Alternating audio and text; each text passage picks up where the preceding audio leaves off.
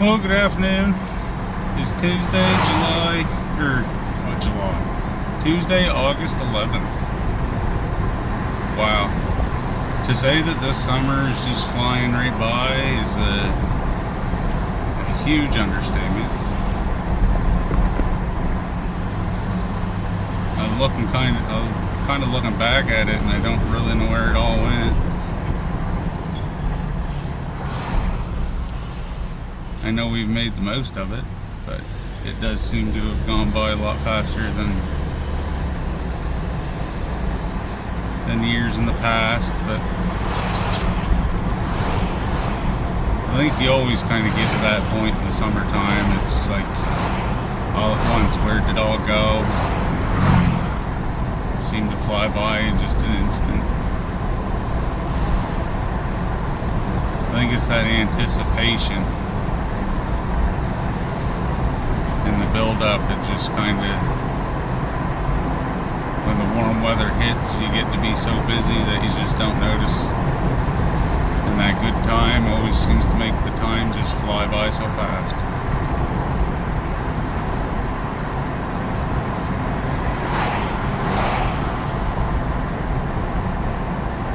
Lady working in her garden.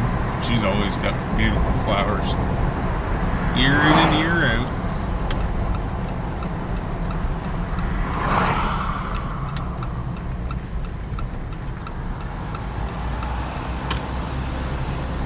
Currently just in Bridgetown. Off to the left of us here is the recreation hub, which is connected to the junior high, elementary school, high school. It always kind of baffles me. I'm not used to thinking of all the grades in one school anymore, but that's how Bridgetown is.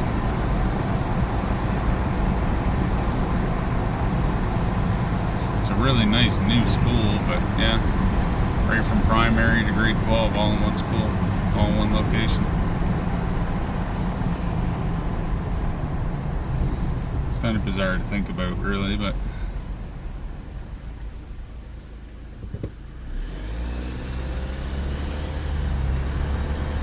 somewhat works. I wouldn't really know. I don't have any kids that would be in that school, or has been, or would be, so that's the one thing I really can't speak of, is the school systems nowadays. I don't have any real connection to them, other than just being happy I'm out of school.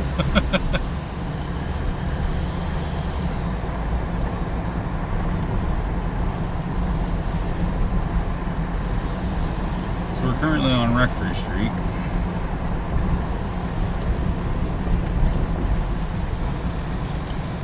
A few of these houses in a couple months will be really decorated up. A couple of these places go really big for Christmas time and somewhat Halloween. But I think I'm kind of the Halloween nut for Bridgetown, to be honest with you. Christmas is a different story. There's a few of us that kind of go big at Christmas, but I think I'm the one for, not trying to toot my own horn, but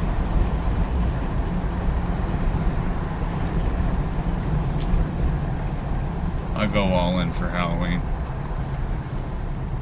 I wear it like a badge of honor.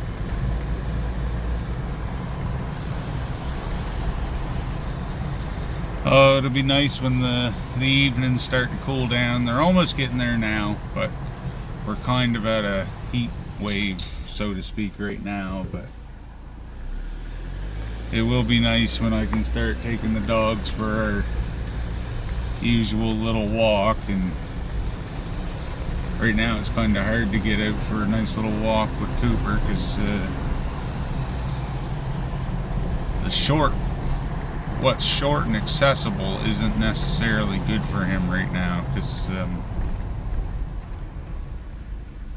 everything that's short and accessible in and around here and around town is also everything that's on the pavement and on the concrete. So with as hot as it's been, I have no desire to make Cooper walk in the heat or on the hot pavement.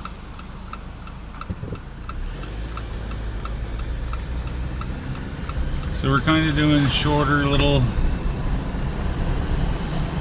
keeping him active walks out to the lake, but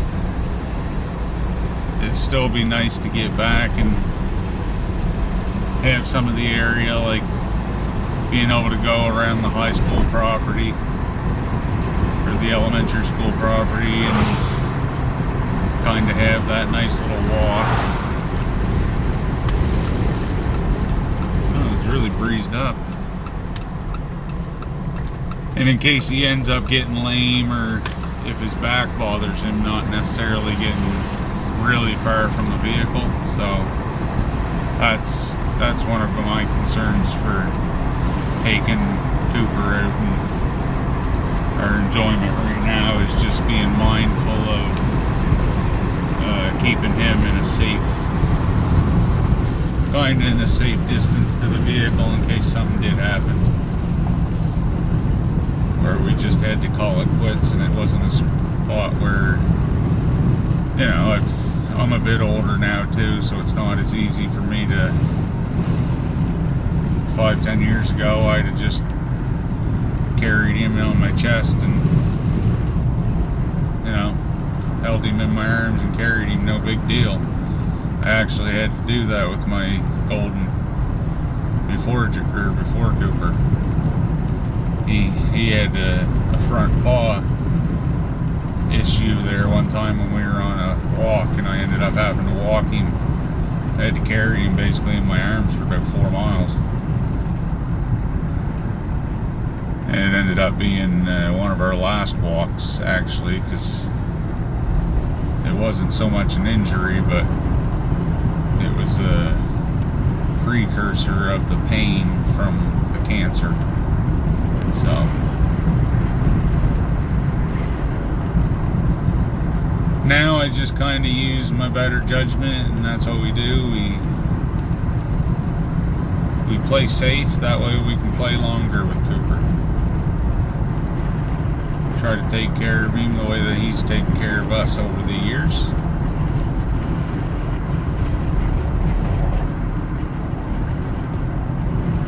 Nice little apple orchard here. I assume that they're apple trees.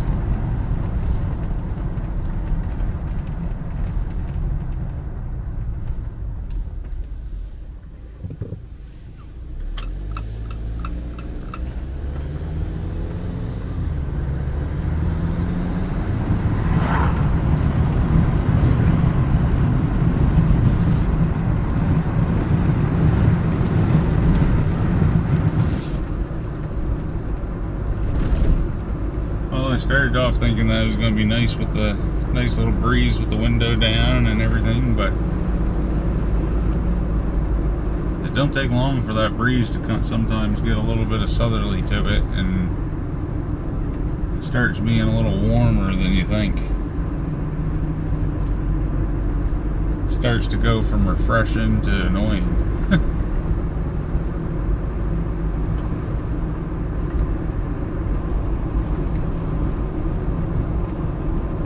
But I thought I'd get a little bit of a drive down through from Bridgetown, down through into Annapolis, and summer's definitely, she's put on her show down through here. It's been a really nice summer in Annapolis Valley.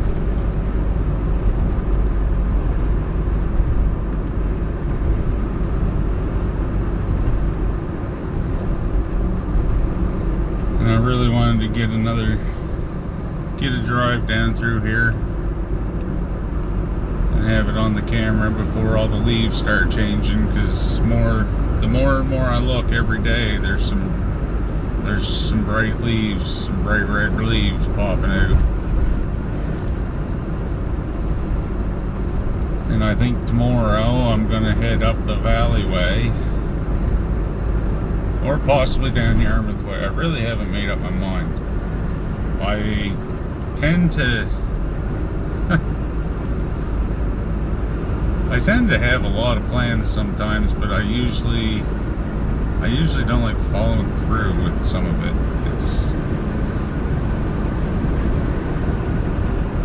I just find something about going by the seat of your pants sometimes. And as much as I might think I got my day planned the night before, a lot of times I'll wake up in the morning and completely scrap it and almost have no desire for what I had planned, and I just go with the flow. I think that's the best way that I can really put it. And I think that's about the best thing that can kind of, best set of words to describe me is just go with the flow. Very rarely am I gonna be that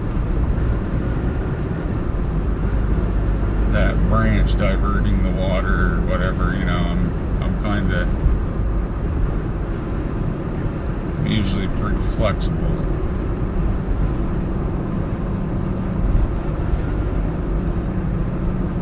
There's kind of a certain amount of fun that is just being spontaneous like that, and I think a lot of it has to do with, for so many years with fishing, your day and day after day after day was already like real. It was already laid out for you for months on end. I knew what I was doing. It just, the only thing might have changed was the direction in which the bow of the boat was pointed. Now I enjoy having the freedom in my day, and the freedom to say, today I'm gonna go here or there. Although this summer I've chose to stay a little bit more close to home. It's just,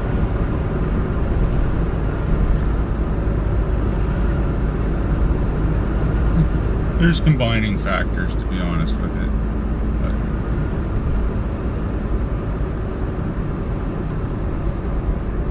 when your home looks like this, it's not that hard to want to stay close to home, to be honest with you. I mean, I'm lucky enough to live in one of the more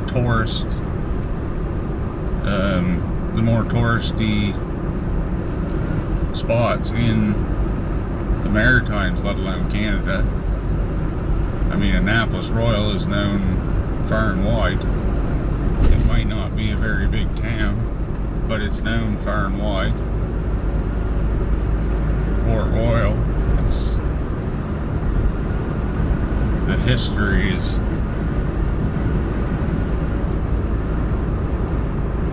it speaks for itself. Some of it's ugly, but it speaks for itself.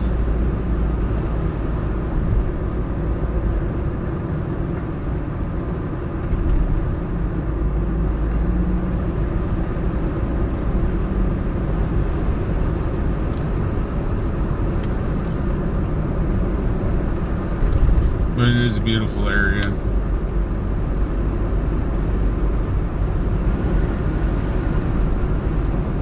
And it's nice, whether it's these old community halls that maybe at one time used to be I know there's places that could have been a schoolhouse at one time, 100 years ago. I know over the Bay Shore there's places where community halls now are my grandmother's old single room schoolhouse.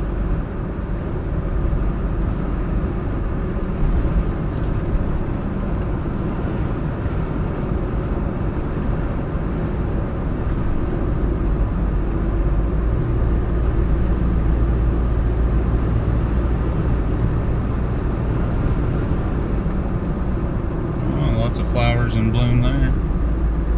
The hostas are putting out their seeds.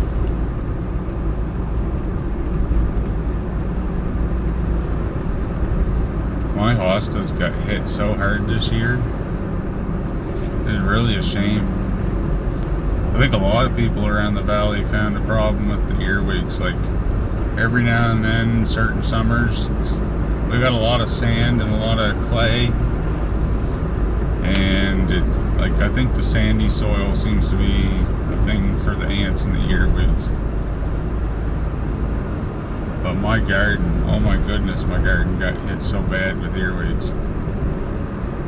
Some of my plants that were, like, I want to call them generational because they survived at my mother's over on the Bay Shore, and then I brought them to our house, and they've lived at our house in my garden for a few years. The only thing different than other years is that this year I had to strip the top off of my garden bed, and I added a bunch more topsoil to it, and then kind of put the soil, the pea gravel back on it.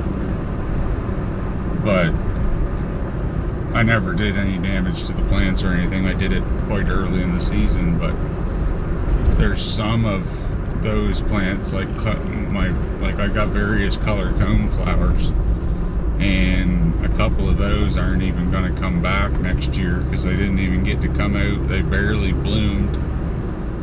One of them actually didn't even bloom as it would try to make new greenery. The earwigs just cleaned it every night, and it was quite a while actually before I could get them under control.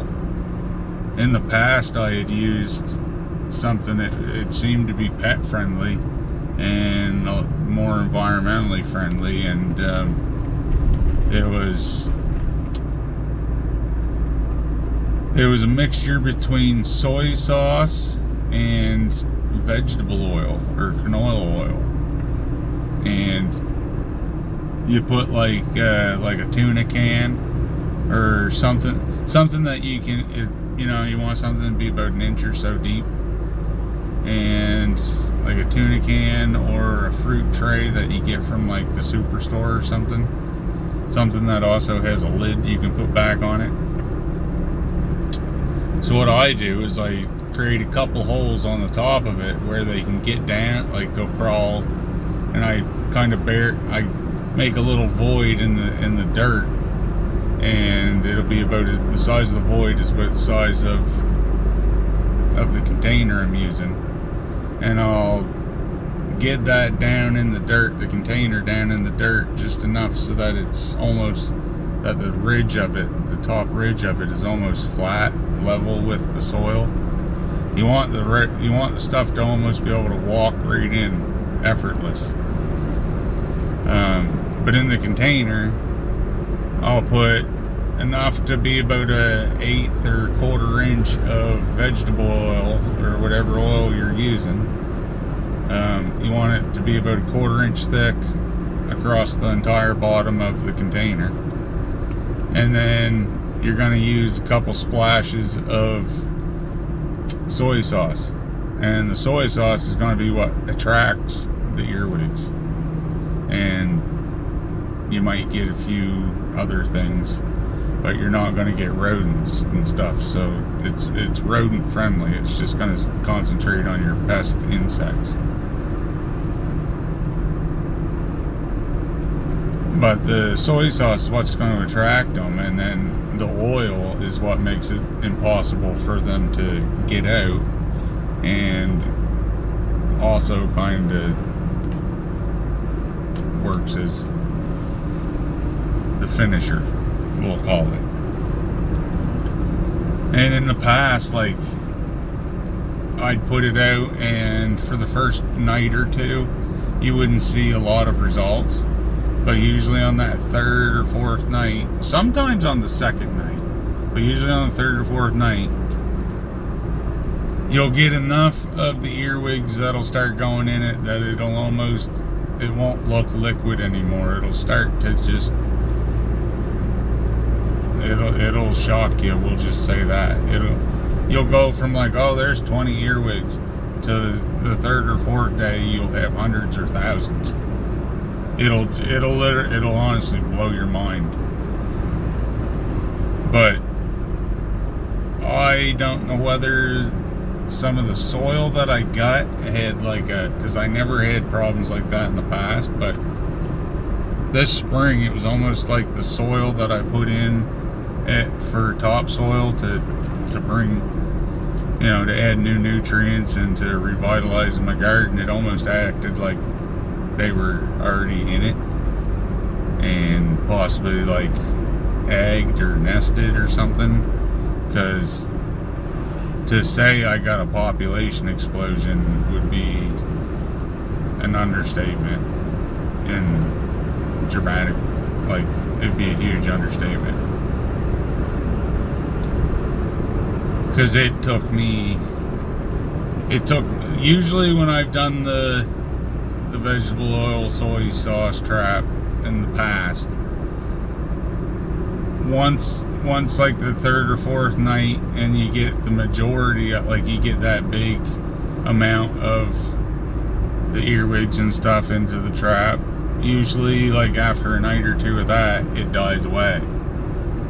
But this summer, like, I've still got the traps out and I know they're still attracting and producing results. But it took, I'm gonna say, 2 weeks for it not to be that I went out and earwigs were just everywhere. It's like in the nighttime, it was gross. And it's like, other than like my garden, there's no reason why they would have like been there, like there's not food, there's not stuff there, it's just plants. But they're sizable plants, moist soil and shade. So it's kind of that perfect recipe. But yeah, it really did take a number of weeks for it to really get under control.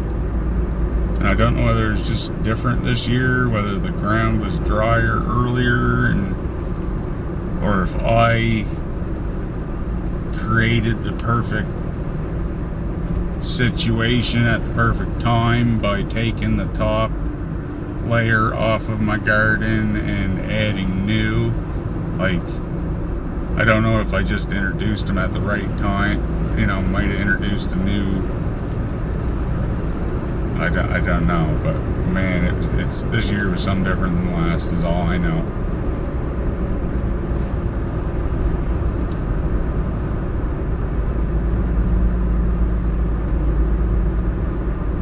And we've had more rain. Like, I just don't know.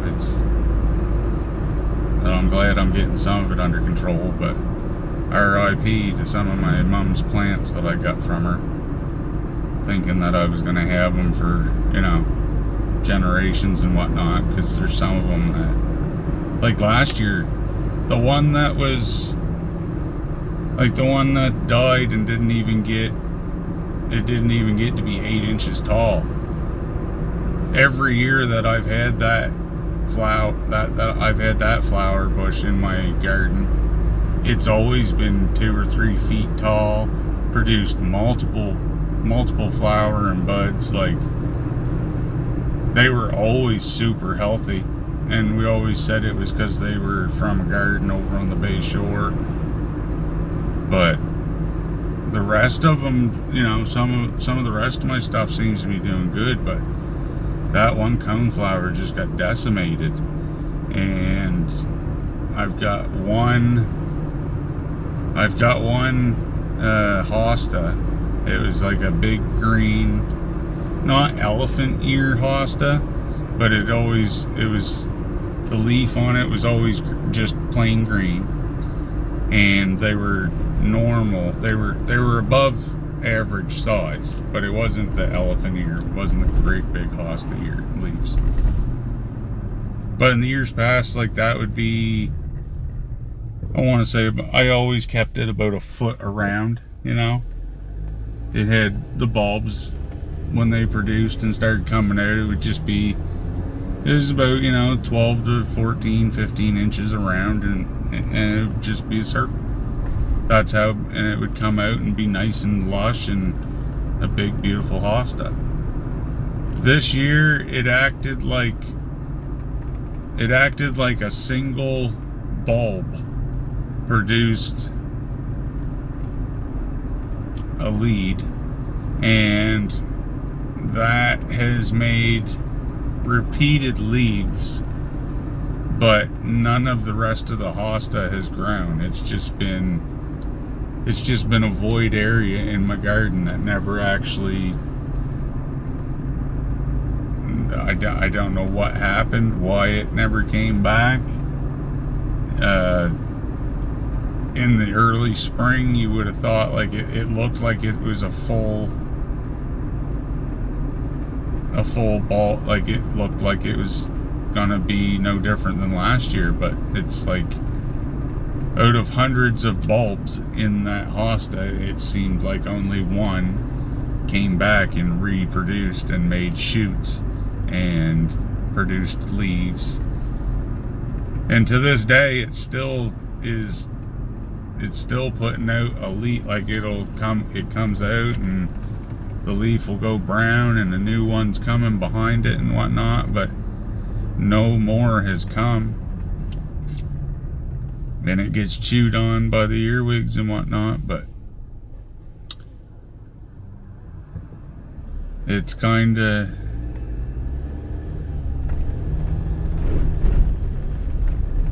I don't know whether I'm right that I'm thinking that like the earwigs maybe decimated the root system of it, or possibly it's getting strangled out by other plants.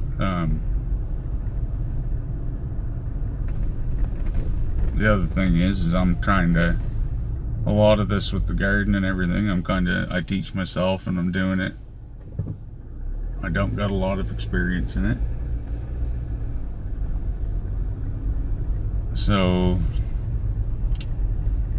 if you might have a better idea what might be going on with that, I'm all ears. Hit me up in the comments, because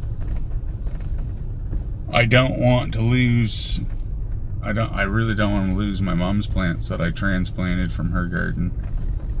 And I don't want to lose any more plants in general, but yeah, where some of them are stuff that I've brought from my mother's garden out to our house because she wasn't going to be able to care for them anymore and wanted to downsize her garden. It was, I definitely don't want to lose them.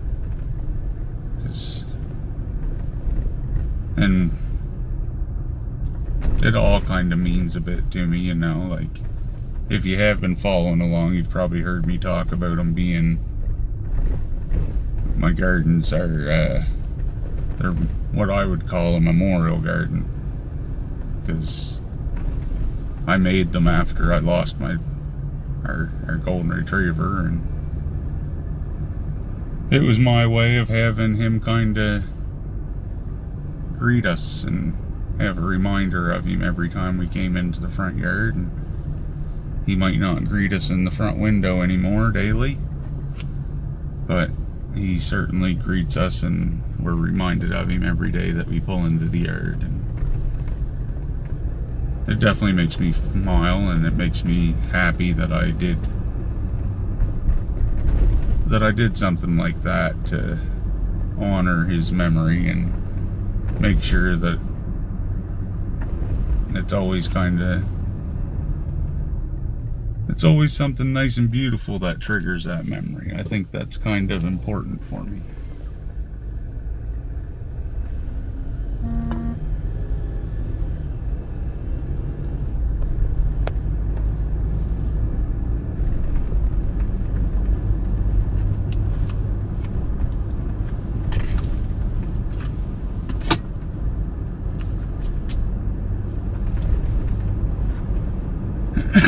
Excuse me.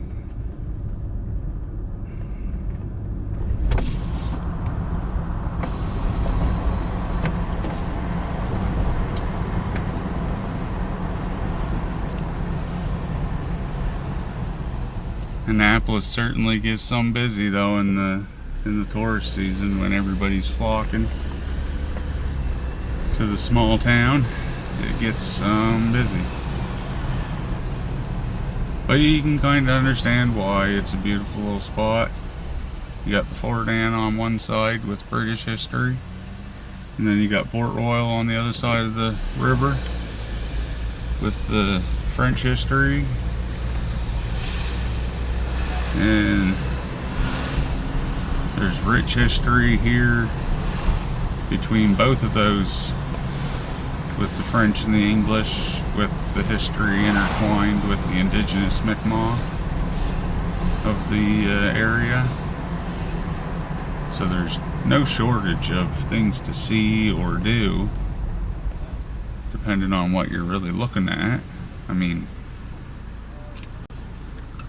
it's not a big hub as far as like your shopping and stuff like that, but for your old Nova Scotia, your old architecture, things like that, history, I don't think you can find. You can probably find a few places, but it's definitely a beautiful spot, and it'll hold its own amongst many places as far as being welcoming and friendly to the eye and things that want to catch your eye.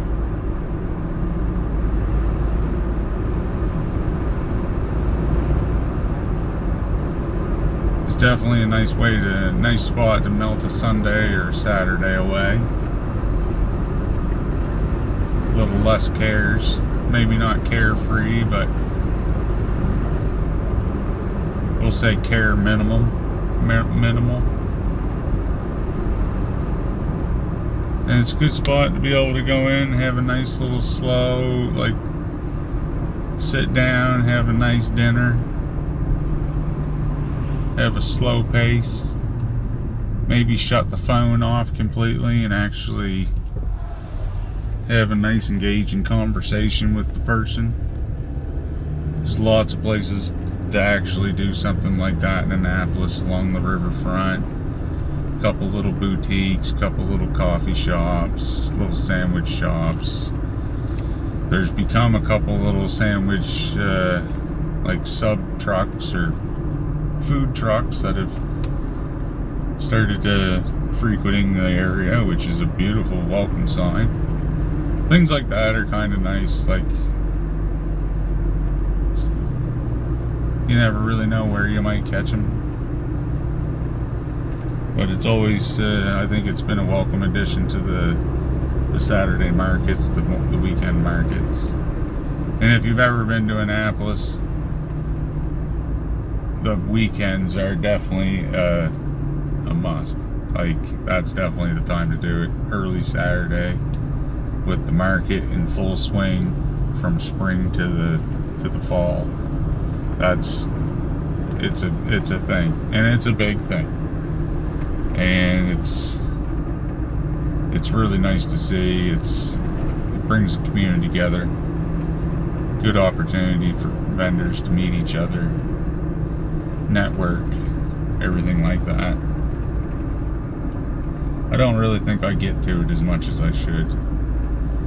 And I think my wife would probably laugh just as I say that, because she's often wanted to go do some stuff like that, and I don't know. I need to continue to push myself outside of my realm of comfort, and into more crowds. Not saying that I need to do it every day, but there's times when I can feel myself kind of pulling back in and kind of, shrinking back up into my shell, so to speak. I don't really like that about myself when I do that, and I consciously have to make an effort to keep putting that foot forward and not stepping back. It might make you laugh, but kind of like stepping back into the closet, like hiding yourself away. Like, you're not doing yourself any justice. And there's people that might enjoy your time. You just gotta put yourself out there to find out.